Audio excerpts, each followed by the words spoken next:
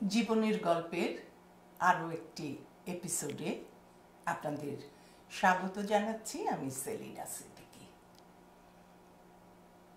প্রত্যেকটা মানুষের জীবনে অনেক অনেক গল্প থাকে। আমরা যত এগিয়ে যাব তত ভিন্ন ভিন্ন মানুষের গল্প শুনব এবং প্রত্যেকটা গল্পই কিন্তু খুবই চমকপ্রদ। ইদানিং আমি যথেষ্ট শুভেচ্ছা পাচ্ছি আমার দর্শক শ্রোতাদের কাছ থেকে। অনুষ্ঠানটি তাদের খুব ভালো লাগছে। বিভিন্ন মানুষের জীবনের গল্প তারা উপভোগ করছেন, আমাকে জানাচ্ছেন। আপনাদের সবার প্রতি আমার আন্তরিক কৃতজ্ঞতা। এবং আপনারা চাইলে আপনারা নিজেরাও আসতে পারেন, এই অনুষ্ঠানে শুনিয়ে যেতে পারেন আপনাদের জীবনের গল্প। আজকের জীবনের গল্পের স্টুডিওতে যিনি উপস্থিত হয়েছেন, নাজমা বেগম। তার জীবন অত্যন্ত বৈচিত্র্যপূর্ণ। আরেকটি কথা বলতে মনে হয় ভুলে গেছি, সেটা হচ্ছে এই জীবনের গল্পটি কিন্তু প্রচারিত হয় ক্লাইমেট চ্যানেলে। ক্লাইমেট চ্যানেলের প্রতি তো আমাদের কৃতজ্ঞতা এবং ভালোবাসার শেষ নেই। চলুন আমরা পরিচিত হয়ে নেই নাজমা আপার সাথে, কারণ তিনি অনেক গুণে গুণান্বিতা। আমি আর নিজ মুখে কি বলবো, আপার মুখ থেকেই শুনি। আপা, একটু আপনার জীবনের গল্প আজকে শুনতে চাই। আপনার ছোটবেলাটা কেমন ছিল, কোথায় আপনি বড় হয়েছেন, ভাই বোন, বাবা মা, এগুলো সম্পর্কে প্রথমে বলেন। জি, সেলিনা আব্বা, আপনাকে অসংখ্য ধন্যবাদ। আমি আপনার মতো একজন গুণীজনের সঙ্গে দেখা হয়েছে, কথা বলার সৌভাগ্য হয়েছে, এবং সঞ্জয় দায়ের সেই যে উপস্থিতি, এটা অনেক বেশি আমাকে আপ্লুত করছে। আসলে ক্রিয়েটিভ মানুষ, ভালো লাগছে। ক্লাইমেট চ্যানেলকে যে সিইও হচ্ছে সঞ্জয় চাকি, এবং উনি কিন্তু খুবই ক্রিয়েটিভ একজন মানুষ। আমি অনেকদিন ধরেই একসাথে থাকি। যাই হোক, দেখাশোনাটা ভালো হয়। দেখি অনেক ক্রিয়েটিভ মানুষরা আসেন, অনেক কিছু করেন। এই যে তার ব্যস্ততা, এই যে তার সুন্দর সৃজনশীলতা, এটা আমাকে মুগ্ধ করে। আসলে আজকে সেই সৌভাগ্য হয়েছে যে আমি নিজেই এখানে আসতে পেরেছি। এই জন্য আপনাকে, জি জি, আমি এতদিন পাশে বসে শুনতাম, দূর থেকে দেখতাম, এখন নিজেই এসে বসছে একজন গল্পের রানী হয়ে। তো যাই হোক, আপাকেও খুব ভালো লাগে। আপনাকে আমি আগে থেকে চিনতাম, অনেক গল্প আপনাদের পরিবারের আমি জানি কিছুটা।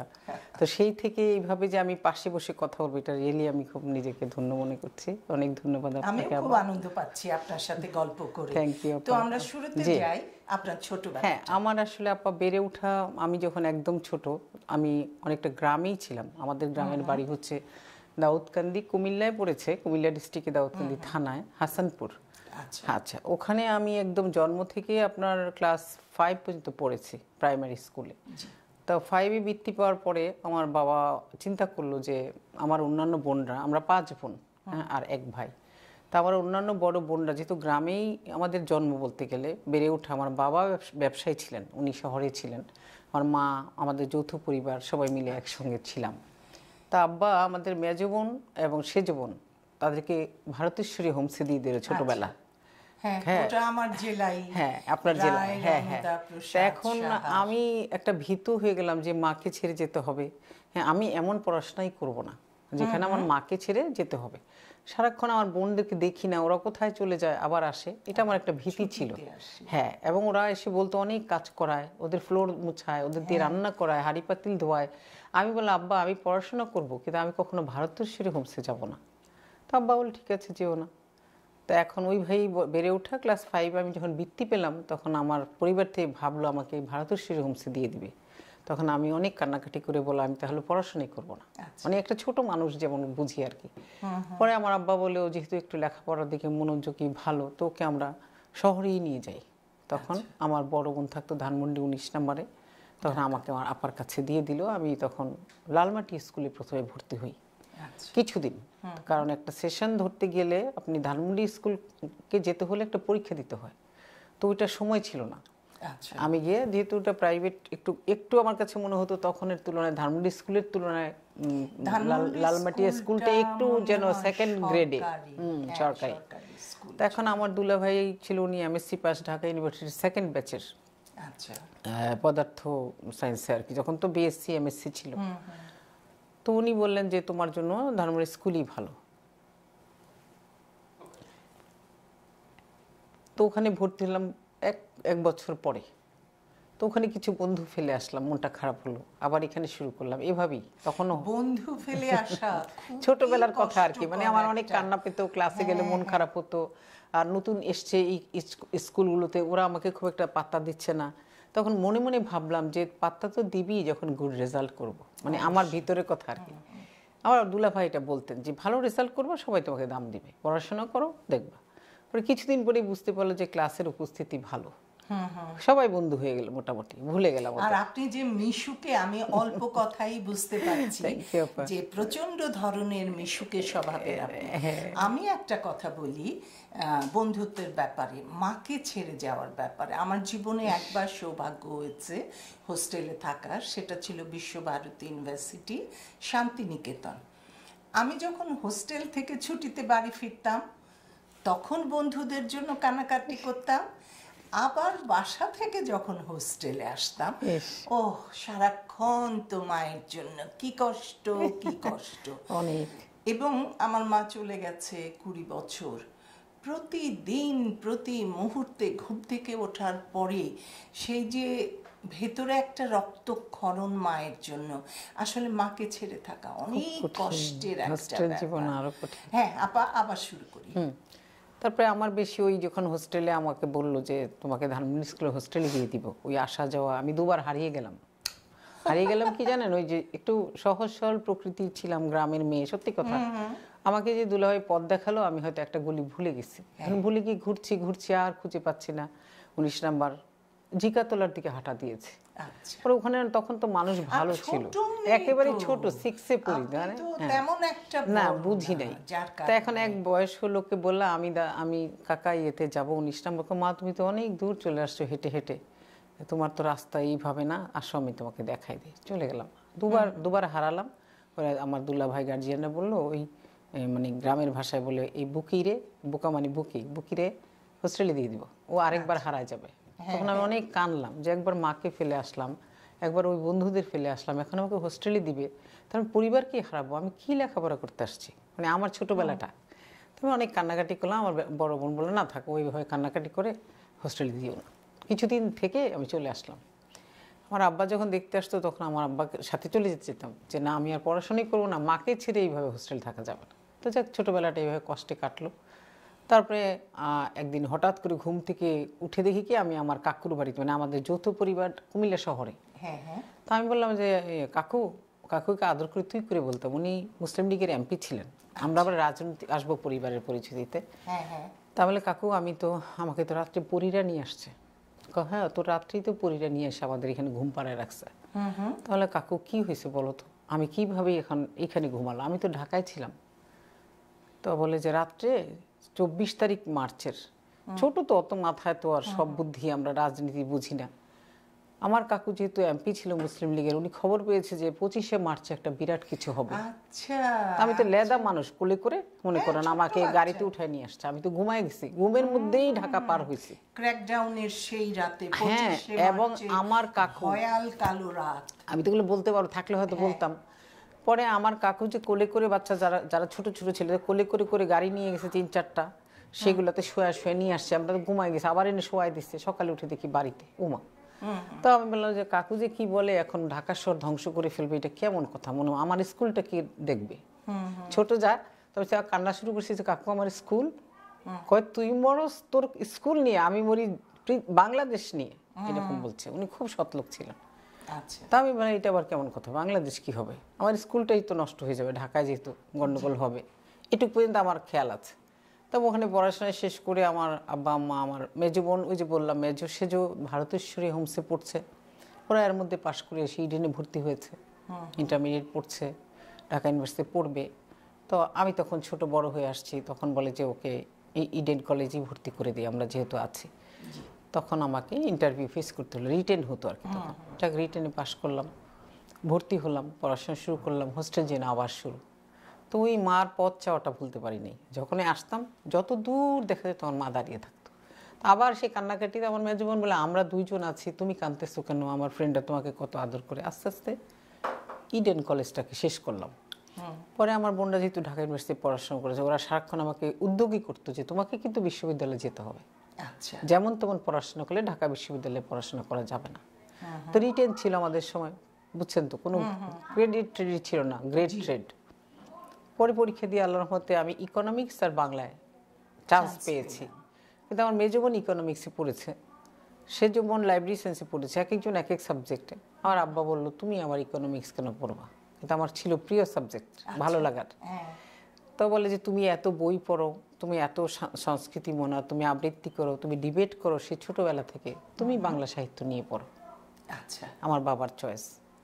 তা আমি বললাম যে আচ্ছা ঠিক আছে, তাহলে বাংলা সাহিত্যে তার মানে বাবার উৎসাহ অনেক বেশি। হ্যাঁ, আপনি বাংলা সাহিত্যে আসলেন। কিন্তু দেখেন আজকালকার বাচ্চাদের আমরা কিন্তু ছেড়ে দিই যে তোমার যে সাবজেক্টটা ভালো লাগে তুমি সেটাই পড়ো, এবং শেষ পর্যন্ত গ্র্যাজুয়েট হওয়ার পরে তুমি বেছে নিও তুমি। আমাদের সময় এটাই বলতো। হ্যাঁ, তারপর আমি ভাবলাম ঠিক আছে, অনেক বাধ্য ছিলাম না, পড়াশোনা করেছি। তা এখন যখন আমি ফার্স্ট ইয়ারে পড়ি তখন আমার মনে হয় যে বাংলা সাহিত্যের মতো কঠিন কিছু নাই। ইকোনমিক্স মনে অনেক ইজি ছিল এরকম মনে হতো, ক্যালকুলেটিভ ছিল, বোঝার ক্ষমতা ছিল। এত উপলব্ধির গভীরে যাওয়া কঠিন ছিল আমার জন্য। মাত্র 17 বছর 16 বছর বয়স, অনার্স ফার্স্ট ইয়ার। টিচাররা বলে আমি বিস্মিত হয়ে শুনি, কিছুই বুঝি না, এরকম লাগতো। বই পড়তাম, লাইব্রেরিতে যেতাম। তা আব্বাকে গিয়ে বললো, আব্বা অনেক পড়াশোনা করতেন, উনি আলিগড় থেকে বিয়ে পাস ছিলেন, অনেক ভাষায় উনি বিদুষী ছিলেন, এবং উনি মেয়েদের বিয়ে দিবে এটার বিরুদ্ধে ছিল পড়াশোনা শেষ না করে, নিজের পায়ে না। হ্যাঁ, কিন্তু আমার মা আবার আমার আব্বার বিপক্ষে ছিল, মেয়েরা বড় হয়ে যাচ্ছে, ওদের আর বিয়েই হবে না, আপনি বিয়ে আসলেই ওদেরকে তাড়ায় দেন খাওয়া দাওয়া করে, কোনো কথাই তো বলেন না। তো বলে তোমার সমস্যা হলে তোমার বাপের বাড়ি চলে যাও, আমার মেয়েরা এখন বিয়ে হবে না, ওরা পড়াশোনা করছে, এরকম। আমার বাবা অনেক অনেক, তার মানে উনি খুব দূরদর্শী। হ্যাঁ, অনেক, হ্যাঁ, অসম্ভব। মেয়েদের না, নিজের পায়ে এরপরে যে সংগ্রামটা শুরু হয় এ ব্যাপারে উনি খুব, হ্যাঁ, মাশাআল্লাহ। খাওয়ার সময় টেবিলে বলতো ওরা যা খাবে, ওরা হোস্টেল থেকে আসছে, ওরা পড়াশোনা করে, ওদের ঘুমে ডিস্টার্ব করবা না, ওদের খাওয়া দিবা, ওরা যা চায় তাই। আমার মেয়েরা এখন আমার অতিথি, এরকম মানে আদর করতো আমাদেরকে। আর জীবনেও আপনার তুমি ছাড়া বলেনি কখনো। আচ্ছা আপা, আপনি আপনার পড়াশোনা শেষ করে বাংলাদেশে কি কোনো জব করতেন? না, আমি যখন ঢাকা ইউনিভার্সিটি মাস্টার্স করলাম, শেষ করলাম, এর মধ্যে তো আমি ওই ফার্স্ট ইয়ার থেকেই আপনার কালচারাল প্রোগ্রামে কিছুটা জড়িত ছিলাম, বিভিন্ন উপস্থাপনা, বিভিন্ন ডিসাইটেশন, আবৃত্তি, যাই বলেন সবকিছু, ডিবেট, এসব করতাম। ডিপার্টমেন্ট যেহেতু বাংলা, ঢাকা পদাতিক, হ্যাঁ, ঢাকা পদাতিক হিসেবে সংগঠনের সাথে আমি কাজ করতাম, এবং বেশ দীর্ঘদিন নাটক করেছি ঢাকা মহিলা সমিতি মঞ্চে, মুক্ত মঞ্চে, এগুলো ভালো। সেটাই, ইঙ্গিত নাটক করেছি, ইলেকশন ক্যারিকেচার করেছি, হ্যাঁ, এগুলো আমরা। কিছু কি মনে আছে, একটু কি আমাদের দেখানো যাবে? ডায়লগ তো মনে নাই, যাই হোক, আমার বন্ধু বান্ধবরা এখনো করে, এখানে আহমেদ থাকে, ও আছে, আরো কিছু বন্ধু আছে, হ্যাঁ, খুবই ভালো ছেলে। তারপর বিভিন্ন আমার যেসব বন্ধুরা আছে, বিদেশে একজন আছে জন মার্টিন ডিরোজার, ও করে নাটক। শুধু আমি সরে গেছি আমার একটা ক্যালকুলেশন থেকে। আসলে যখন আমি শিক্ষক হয়ে যাই, এর মধ্যে আর ও যেটা বলছিলাম, ঢাকা ইউনিভার্সিটি যখন মাস্টার্স পরীক্ষা দিয়ে আমাদের সময় অনেক দেরি করে রেজাল্ট দিত। ট্রেডিশনাল ছিলাম আমরা, আমাদের সময় তখন সেমিস্টার এখন শুরু হয়নি, হবে। এখন ওই রেজাল্ট দিয়ে ভাবলাম 7-8 মাস বসে থাকবো, এর মধ্যে আমি এমফিলে ভর্তি হয়ে যাই। আচ্ছা, এর মধ্যে বিএডে ভর্তি হয়ে যাই, মানে আমার কথা আমাকে ব্যস্ত রাখতে হবে। তা ওগুলি করছি, এমন সময় হঠাৎ করে আমার এক ফ্রেন্ড এসে বলে যে বিসিএস দিবি নাকি? তাহলে দূরে চুপ কর, বিসিএস কে আমি পাস করবো, সারাক্ষণ নাটক নিয়ে থাকি, এই করি সে করি, আমার বোনরা তো আমাকে বলে তুই গেছিস সেই সব, এসব নিয়ে থাক, হ্যাঁ শেষ, তোর কিচ্ছু নাই, তোর শেষ, তুই এসব নিয়েই থাক, এসব বলতো। তো আমার আব্বা যেহেতু পছন্দ করতেন, আমার এত ভয় ছিল না। আমার বোন বলতে 5 টাকা না দিলে আজকে গিয়ে বলে দিও মাকে। মা একটু কনজারভেটিভ ছিল, ঠিক আছে আব্বা তো আছে, তুই বলে দে, অসুবিধা নেই। তো যাই হোক দুষ্টুমি করতো। পরে নাটক টাটক সবই চলছে, হঠাৎ করে আমি এক বন্ধু বললো যে বিসিএস পরীক্ষা দিব আমি। আমি বললাম বলিস কি, কোথায় থাকা, ফর্ম কোথায় পাবো? তো বলে যে ওই আমি নিয়ে আসবো তোর জন্য। বলছে কত দিতে হবে? আমাকে দিবি 10 টাকা ভাড়া আর তোর 50 টাকা হলে ফিস। আচ্ছা তোকে 10 টাকা না 20 টাকাই দিবি, নিয়ে আয়। দুষ্টুমি আর কি। পরে নিয়ে আসছে, আমরা মাঠে, সেই টিএসসির মাঠে বসে দুজনে ফর্ম ফিল আপ করলাম। কিন্তু আমি তো বুঝি নাই অতটা তখনও। আমি লিখছি এডমিন ক্যাডার, চয়েস দিয়েছি যে আমি এডমিন ক্যাডারে যেতে চাই। হ্যাঁ হ্যাঁ। তো ওখানে আসলে একটা কলাম ছিল যে শিক্ষা ক্যাডার এবং এডমিন ক্যাডার। তো এখন আমার আব্বাকে তো জানাতে হবে, অ্যাডমিন মানে প্রশাসন, আর শিক্ষা মানে আমি টিচার হব। তো এখন আব্বাকে তখন চিঠি লেখা ছাড়া উপায় নেই, আমাদের সময় তো আর টেলিফোন ছিল না। তো আমি চিঠি লিখেছি, আব্বা তো চিঠিটা পাননি। তো এর মধ্যে আমি ভাবলাম আব্বাকে তো জিজ্ঞেস করা হলো না আমি এডমিনে যাব না শিক্ষায় যাব। দেখেন আমরা কত মাশাআল্লাহ আমার আব্বাকে মা বাবাকে ডিপেন্ড সম্মান করতাম, কেন ওনারাই তো আমাদেরকে এতদূর নিয়ে আসছেন, সেটা তো আমাকে দেখতে হবে। তো যাই হোক, পরে আমি বাড়ি গেলাম, গিয়ে বললাম যে আব্বা আমি তো এরকম বিসিএস পরীক্ষা দেবো, আপনাকে তো জানানো হয় না, আপনি দোয়া করবেন, আমি পড়াশোনা করবো, হয়তো খুব সময় মতো আমি বাড়িতে আসতে পারবো না, লাইব্রেরি ওয়ার্ক করতে হয়, তখন পাবলিক লাইব্রেরিতে গিয়ে পড়তাম।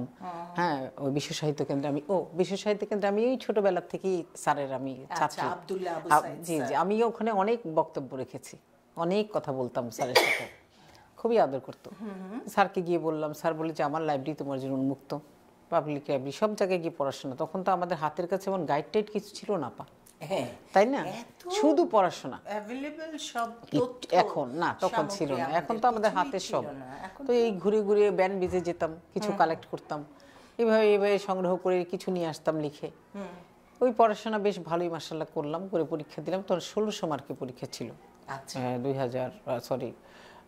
70 কোন সালে দিলাম, 85-86 সালে যেটা হলো। তা যাই হোক, পরীক্ষা দিলাম, সবাই আমার সাথে এমন চ্যালেঞ্জিং, আপা সবাই কেবল টিটকারি দেয়, তুই পাস করবি, তুই পাস করবি, সারাক্ষণ নাটক করিস, কি একটা বদনাম বলেন। আমার বোনরা বলে তুই খালি খালি মান সম্মান মারলি, তুই এমফিল করছিস। হ্যাঁ, বকা দিচ্ছে আমাকে, হ্যাঁ চলে গেল, বলে কি রোকেয়া হলেরও বদনাম করলিস, আমাদের সবই শেষ। তখন আমি বললাম শোন, তুই এমফিল করতেছিস, এমফিল কর। তো আমি ডক্টর রফিকুল ইসলাম স্যারের আন্ডারে আমি এমফিল করছিলাম নজরুল জীবনের প্রেমের এক অধ্যায় নিয়ে। আচ্ছা, তার প্রেম প্রীতিটাকে নিয়ে ভালোই করছিলাম, লেখালেখি হচ্ছিল। তো আমি ঠিক আছে, যদি ফিল করি বিসিএস, আমি এমফিল করব, আমি দুটোই করব, আমি এটাও করব, আবার এমএডে ভর্তি হয়েছি বুঝছেন, ওই আইআরে। তখন আমার বোন বলে তুই নাটক করবি, তুই এমফিল করবি, তুই এমএড করবি, সিএস দিবি, তুই কি জগা খিচুড়ি নিয়ে বসছিস, আমি তোর সমস্যা কি? মানে ও আমার ছোট বোন, আমাদের ইউনিভার্সিটিতে পড়ে, তখন হলে থাকে। আমার ভাগ্নিও পড়তো, ও এখন ফ্লোরিডা থাকে, ও দর্শনের ছাত্রী ছিল। তো বল না খালাম্মা তো এমনই, বকাবকি করে না, করুক না, এরকম। যাই হোক, হয়ে চলছে। হঠাৎ করে আমি একটা মেয়ে, আমার বান্ধবী বললো কি সানশাইন আর বাংলাদেশ বিমানে একটা ইন্টারভিউ ডাকছে, যাবি? সে চল পরীক্ষা দিয়ে আসি।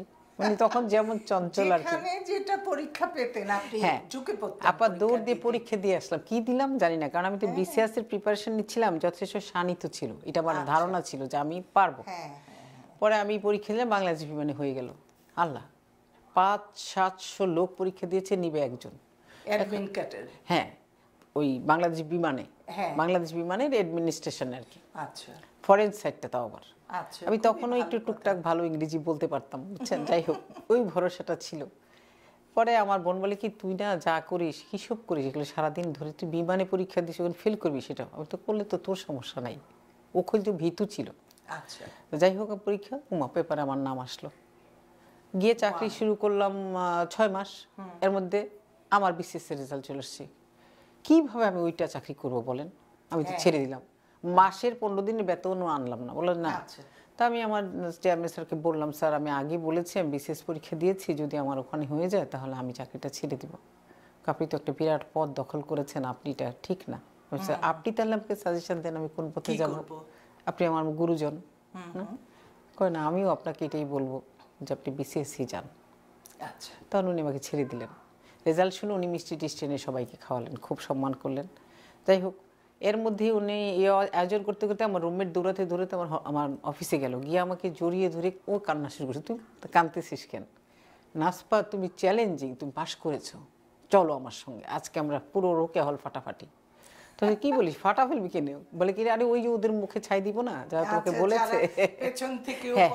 তুমি হ্যাঁ, আর আমার রুমমেট 8 বছর ছিল রোকেয়া হলে, রোকেয়া খাতুন রুবি ছড়াকার আমার রুমমেট। ও তো আমার ভীষণ ক্লোজ, ও আমার রুমমেট। সে বলছে আমরা দীর্ঘদিন আমরা একসাথে ছিলাম, সে আরেক গল্প, অনেক ভালোবাসা সেখানে। হ্যাঁ হ্যাঁ, তো সিলেটের, হ্যাঁ ওর সাথে সিলেটি, আমার, ওকে ছাড়াই আমি গিয়ে ওর মাকে দেখে আসছি। যখন আমি টিচার হয়ে এক্সকারশনে গেলাম সিলেটে, তখন আমি দেখে আসছি খেলা। আমি অনেক ছোটবেলায় স্বাধীনতার পর ওদের বাসায় গেছি। ওর বাবা তো ছিল শিয়া, নুরুল হক, জি, দরগা মহল্লা। দরগা মহল্লা, এবং উনি পাকিস্তানের সময় একটা খেতাব প্রাপ্ত হ্যাঁ হ্যাঁ, ছিল, পদবি পেয়েছিলেন। পদবি পেয়েছিলেন। ওরা 5টা বোন, শিউলি, হ্যাঁ হ্যাঁ জানি জানি, সবাই লেখালেখি করতো। তাই তো, তারেক ওদের ভাই ছিল, তারেক। আমি চিঠি লিখতাম, ছোটটা দেখেননি হয়তো, কথাটা মনে করতে পারি না। তো রুবি পর্যন্ত, রুবি, হ্যাঁ খুব ভালো লাগলো। এটা তো আরেকটা কানেকশন। হ্যাঁ, তো এখন রুবি দৌড়ে গেল। আমি বললাম, রুবি কি করবো বল? তুমি নাচবা কিসের, অফিস কিসের, কি চলো আগে রুকিয়া হলে চলি। দৌড়ে আমরা রিক্সা নিয়ে ছুটে ছুটে গেলাম রুকিয়া হলে। যে তো প্রভোস্টাপা তো আমাকে একদম ফুল টুল দিয়ে বরণ করে ফেললো। জানি তো নাটক করি, চিনে সবারই মোটামুটি কাছের। তারপর আমাকে একটু মিষ্টি মুখ করালো, দোয়া টোয়া নিলাম, হলে গেলাম। আমার বোন তো চুপসে গেল, বিসিএস পাস করেছি। ওকে গিয়ে আমার ফুলটা দিলাম, নে তোকে আমি দিলাম এটা তোর কষ্ট দূর করার জন্য। তুই ভাবছিস যে আমি তো শেষ। আসলে আপনার বোনরাও কি আপনার মতো তুখোড় শুধু ছিল? ছোট বোনটা এরকম ছিল ভীতু, আর সবাই তুখোড় ছিল। ওরা হোমসে থেকে পড়াশোনা করে আসছে, ইংলিশে ভালো করতো। ওরা সবাই ভালো, খুবই ভালো ছিল, অনেক স্মার্ট, অনেক স্মার্ট। রান্না বান্না, ঘর গোছানো, মানে পুরো আপা আমার পরিবারটা ছিল একটা বুনিয়াদি পরিবার। নাচে, গানে, সব দিক থেকে, এবং এক্সারসাইজ, সবকিছুতে। তা আমার বোনরা বুঝতো যে আমার মধ্যে একটা কিছু আছে, আমাকে এই জন্য নিতে চাইতো সেই ভারতশ্রী হোমসে, যে তুমি আরো ভালো করবে, আরো ভালো। কিন্তু আমার ওই ভয় কাজ করতে হবে, এটা একটা ছোটবেলার ভয়। এখন হলে হয়তো যেতাম। তো যাই হোক, তা আমার ফ্যামিলিটা হচ্ছে, আমার বাবা স্ট্রাগল করেছে বড় জোর, ভাই ছোট ভাইকে ইঞ্জিনিয়ার বানিয়েছে, তারপর উনি রাজনীতিতে আসছেন। তারপরে আমার বাবা ছিলেন অনেক উদ্যোগী। এরপরে আমার বাবা কি করলো, অনেক মাশাল্লাহ, আমাদের ময়নামতি টেক্সটাইল মিল ছিল আমার বাবার, সেখান থেকে আপনার 4,000 4,500 শ্রমিকরা কাজ করতেন। আমার বাবার ইচ্ছে ছিল যে আমার দেশের মানুষকে স্বাবলম্বী করব, আর আমার ছেলে মেয়ে, আমার সামর্থ্য আছে, আমি বাইরে রেখে পড়াতে পারি, কিন্তু আমার এলাকার মানুষ তো পারে না, তারা তো অজ্ঞই থেকে যাবে। তখন উনি একটা উদ্যোগ, তখন আমি ছোট, আর মনে নেই, তখন আমার বাবা চিন্তা করলো রাস্তার পাশে যে আমি একটা কলেজ করি, এখানকার মেয়েরা শিক্ষিত হবে, ছেলেরা শিক্ষিত হবে, এবং গরিবরা এখানে পড়তে পারবে। আমি একটা ফান্ড দিব, যেখান থেকে গরিব পোর ফান্ডকে আমি ট্রাস্ট করব, ওনার টাকা আছে, অসুবিধা নেই।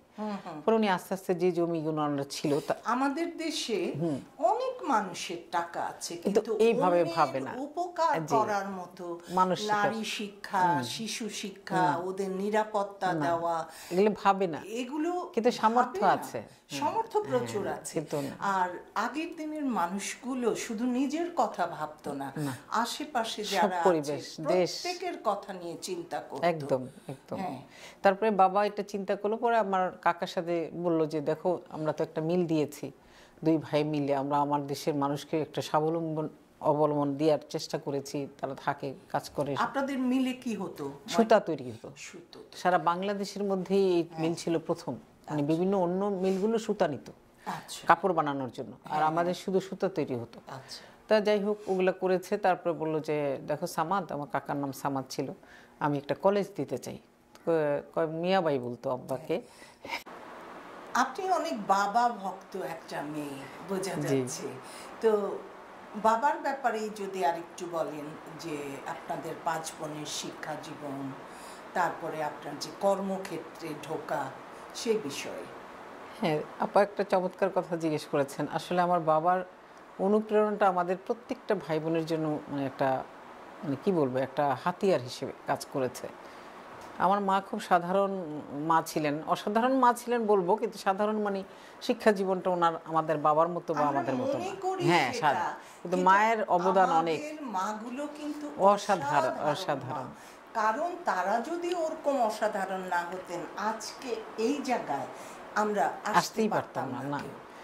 আমার ওই যে আমার বাবা বলতেন যে মেয়েরা যদি স্বাবলম্বী না হয় শিক্ষায়, বিশেষ করে তাদের যে মর্যাদা, সেটা তারা অর্জন করতে পারবে না।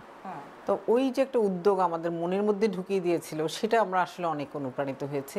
আমরা 5 বোন মাস্টার্স, আমার ভাই একজন নিও মাস্টার্স, আমাদের চাচাতো ভাই বোন সবাই শিক্ষিত। এটার একটাই কারণ, আমার বাবা এদেরকে উদ্যোগী করেছে। আমি তারপরে বিসিএস চেঞ্জ করে আমি এডুকেশনে চলে আসলাম। আমার বাবা বলল, সরকারি কলেজ তো কি হয়েছে, তুমি তো অন্য সরকারি কলেজে চাকরি করবা, তুমি এইখানে কেন করবা না? তো আমাকে তখন প্রথমে দিয়ে এলো বেগমগঞ্জে পোস্টিং। তো আমার আব্বা যেহেতু ওনারা একটু উপরের লেভেলের লোকজনের সাথে চলতেন, কিভাবে আমাকে আবার এখানে নিয়ে আসলেন, হয়ে গেল ইনশাল্লাহ। পরে ওখানে দীর্ঘদিন কাজ করলাম। মাঝে মাঝে বাবা এসে দেখতেন আমি কাজে ক্লাসে আসছি। ওখান থেকে আবার আমি যখন অ্যাসোসিয়েট প্রফেসর হই, ওখান থেকে ট্রান্সফার করে আমাকে, যেহেতু আমার বাড়ি কুমিল্লায়, কুমিল্লা বেসিস আমাকে পাঠিয়ে দিল কুমিল্লা কমার্শিয়াল কলেজে। ওখানেও প্রায় 4-5 বছর কাজ করার পরে চলে আসলাম ঢাকায়, ঢাকা টিচার্স ট্রেনিং কলেজে। ওখানেও ছিলাম 6-7 বছর। থাকার পরে হঠাৎ করে আমার হাজব্যান্ড অ্যাপ্লাই করলো আপনার কানাডা আসবে, ছেলে পেলে নিয়ে কানাডার জীবন ওনার কাছে মনে হয়েছে যে ভালো হবে, বাচ্চাদের সন্তানের চিন্তা করে ওদের এডুকেশনটা ভালো হবে, ওদের মরালিটি ভালো হবে, এসব বললো আমাকে। তো আমার এক ছেলে এক মেয়ে, ছেলে বড় মেয়ে ছোট। তখন আমার মেয়ে 6-এ পড়ে আর ছেলেটা কলেজে এসে ভর্তি হয়েছে এরকম।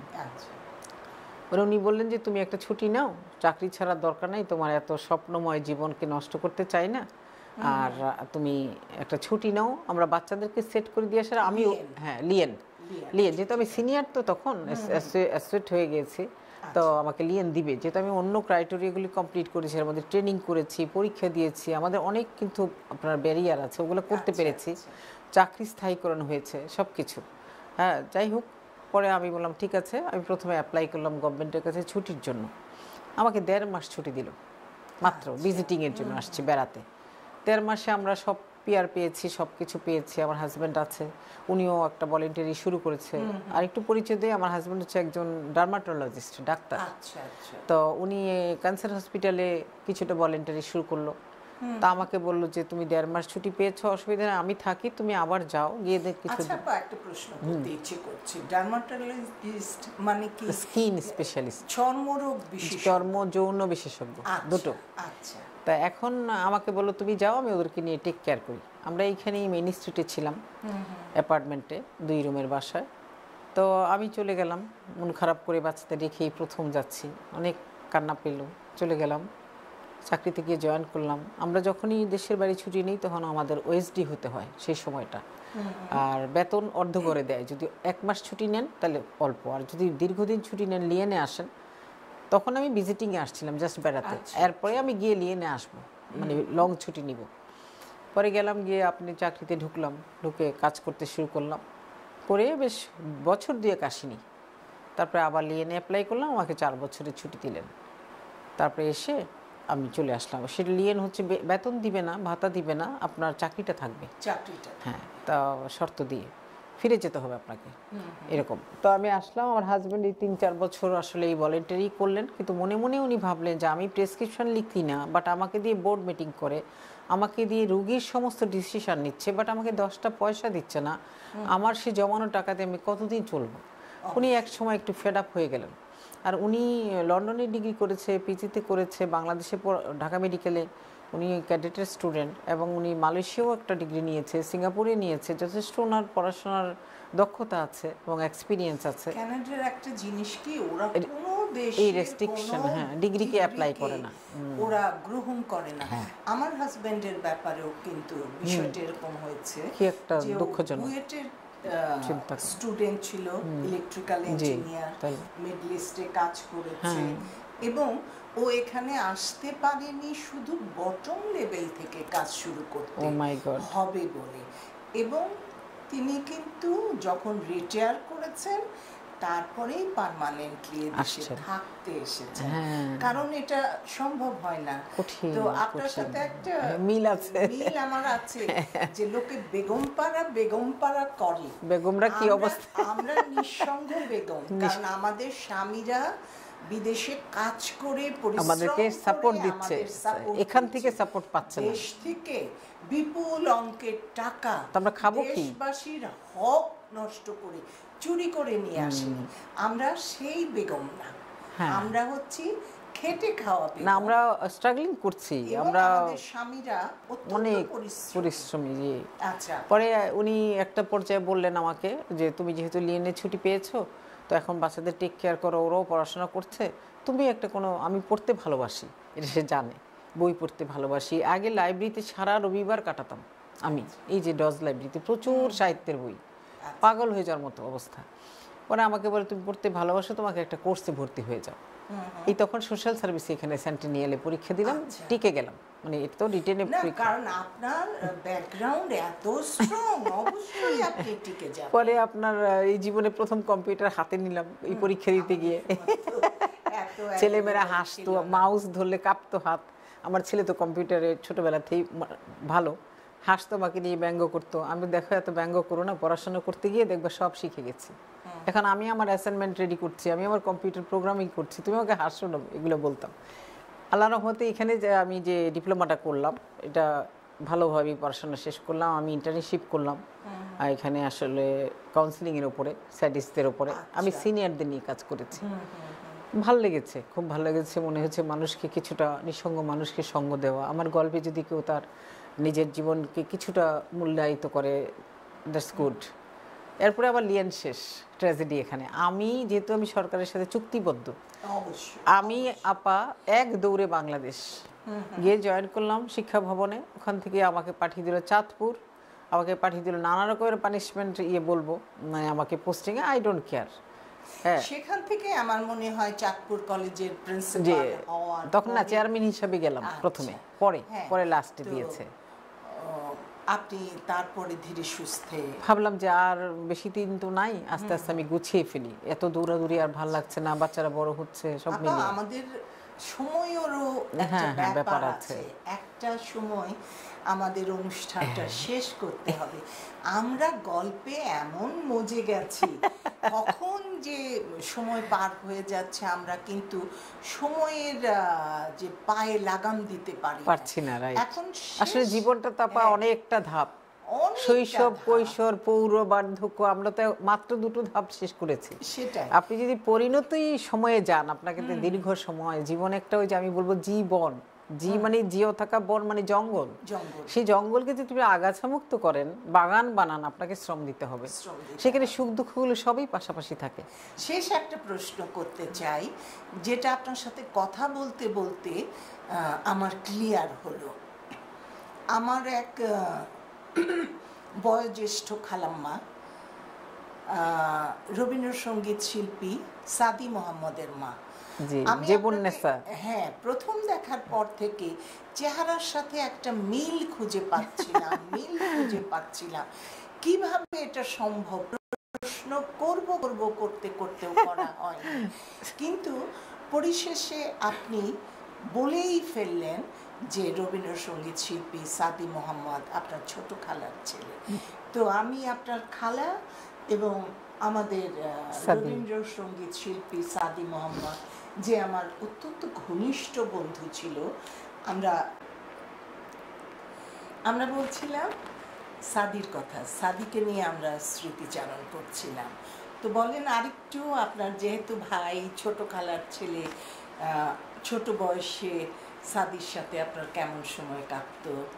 আসলে এটা আমাদের জন্য অনেক মানে কষ্টের, সাদিকে মনে করা এই মুহূর্তে আর কি, অনেক শোকের। আমার একটু মনে আছে, যখন শান্তিনিকেতনে পড়তো, ওকে বিদায় দেওয়ার জন্য আমরা হল থেকে চলে আসতাম, ভাই আজকে চলে যাবে। ও চিঠি লিখতো, ওই চিঠিগুলো এখনও আছে আমার কাছে। কি ভালোবাসার কথা সেখানে। একদিন আমাকে বলে, তোমার জন্য আমি একটা শাড়ি নিয়ে আসছি, এই শাড়িটাতে তোমাকে অনেক মানাবে, ধনে খালি পার। জীবনও জানতাম না ও টাকা জমিয়ে আমার জন্য শাড়ি নিয়ে আসছে। এখন ওর কিন্তু আরো ভাই বোন আছে, কিন্তু ও স্পেশালি আমাকে কেয়ার করছে। দুবার দুটো শাড়ি দিল। আরেকবার বলে কি, তোমার জন্য একটা লিকুইড কুমকুম নিয়ে আসছি, এটা তুমি টিপ যদি পরো না তোমাকে খুব মানায়। গেল এটা। আরেকবার আমি একবার শাড়ি পরে যাচ্ছি হঠাৎ করে নাটক দেখতে, শিবলি সাদি আমরা টাকা পয়সা জমিয়ে নাটক দেখতাম। পাট করে কি, তুমি কপালে টিপ দাওনি কেন বলি, ওই ড্রেসিং টেবিলে লাগানো থাকতো টিপ, দৌড়ায় নিয়ে আমার কপালে বসাই দিল। এটা না হলে স্বাদ মানায় না। স্মৃতি তো অসংখ্য। এই যে কিছুদিন আগে গেলাম, বলে তুমি কাঁদবে, কোনো সমস্যা নেই, মার সামনে কেঁদো না, আপা নাই আমার। এটা আরেকবার বলে, তুমি বিকেলে আসবে, সারা রাত আড্ডা হবে, গল্প হবে, গান হবে, আমরা আগের জায়গায় ফিরে যাব, হ্যাঁ খাওয়া দাওয়া হবে। আরে ওদের কোনো হিসাব নাই। আমি জানি না মানুষ কিভাবে এরকম প্রাণবন্ত জীবন হতে পারে, আমার শিক্ষা। আর যদি আপনি বলেন আমার যদি কোনো ভালো দিক থাকে শিক্ষার, সবটুকু ওদের অবদান। খুবই কৃতজ্ঞ। এবং সাদি যে কি ভালো একটা মানুষ, অসাধারণ একটা মনের মানুষ, তার গভীরতা, ডেপথ বুঝতে হলে আমাকে অনেক গভীরতায় যেতে হতো। ওর এত ক্লাসিক, খুব মিস করি। তো আপনাদের কাছে আমরা দোয়া করি সাদি যেখানেই থাক, আমার খালা যেখানেই থাক, আল্লাহর কাছে শান্তিতে থাকুক, তাদের ভালোবাসাগুলো আমরা মনে রাখবো। অনেক যদিও বেদনাদায়ক সাদিকে হারানো, অনেক ভালোবাসা ছিল আমার প্রতি খালাম্মার, অনেক। আপনারা সবাই দোয়া করবেন। সাদি তো ছিল অত্যন্ত বন্ধু বৎসল, আমার সাথে ওর সম্পর্কটা বন্ধুত্বেরই ছিল, ভাই বোনের মতো ছিল, এবং ওদের বাড়ি এত অবাধ যাতায়াত ছিল আমার সবসময়ের জন্য। অস্বাভাবিক। যাই হোক, আমরা অনেক গল্প করলাম। আপা, সবশেষে জানতে চাই ক্লাইমেট চ্যানেল সম্পর্কে আপনি কি ভাবছেন, কিছু বলতে চান? আসলে আমি তো মানে কি বলবো, একটা অস্বাভাবিক একটা ধারণা নিলাম এই কানাডার জীবনে। 20 বছর প্রায় এখানে আসছি। সঞ্জয় দার সাথে আমার আসলে এখানে আমার এই কর্ম উদ্যোগের মাঝামাঝি দেখা পরিচয়, কিন্তু আমি আসলে ওনার ক্রিয়েটিভিটিকে আমি আসলে এটা বললে মনে হয় কম বলা হবে। আমি সবসময় আগেও বলতাম, আজকে যে আমরা জীবন গল্পে বলছি তা না, আগেও বলতাম দাদা, উনি আমাকে বলতো আমি ক্রিয়েটিভ, আমি বলি কি না আপনি ক্রিয়েটিভ, দুইজনেই ঝগড়া লেগে যেতাম। এবং আমি সবসময় কান পেতে রাখি, দাদা আজকে কি নিয়ে ব্যস্ত, দাদা আজকে কি তৈরি করলো। এই যে তার একটা বিকল্প সুন্দর ধারণা, এই যে জীবন গল্প, জীবন একটা বিরাট প্রেক্ষাপট, এই প্রেক্ষাপটকে একটা স্বল্প সময়ের মধ্যে উনি গেঁথে ফেলেছেন শব্দমালা দিয়ে, এটা তার অবদান। এবং আমি দোয়া করি এবং আমি আশীর্বাদ করি দাদাকে, আল্লাহকে, সবাইকে, যে যে সৃষ্টিকর্তাকে বিলিভ করি, উনি আরও সুস্থ থাকুক এবং ক্লাইমেট চ্যানেলের জয় জয় জয়কার হয়ে উঠুক। আমরা বাংলাদেশিরা আরও গর্বিত হই, এখানে এসে সবাই কথা বলার সুযোগ পাক, এবং অন্যান্যরা এসে এখানে রিহার্সেল করছে, এই করছে, সে করছে। এই যে একটা সুযোগ, এটা আমাদের সংস্কৃতি বনা মানুষের যে একটা বিকল্প ধারা, এটা উনি তৈরি করেছেন এবং উনি এটা করছেন। সেই জন্য দাদার জন্য অনেক অনেক দোয়া, আশীর্বাদ, সুস্থতা কামনা করছি, আরও সফলতা চাই। আমরা সবাই শরিক হই আপনার সঙ্গে, ডানে বামে চতুর্দিকে, কিন্তু আপনার পাশেই আমি আছি। অসংখ্য ধন্যবাদ দাদা। আজকে আমরা বিদায় নিচ্ছি ক্লাইমেট চ্যানেল। আপাকে অসংখ্য ধন্যবাদ চমৎকার উপস্থাপনার জন্য, সুন্দর কথা বলার জন্য। আপাকে অনেক অনেক আদর। কেউ যদি কোনো প্রশ্ন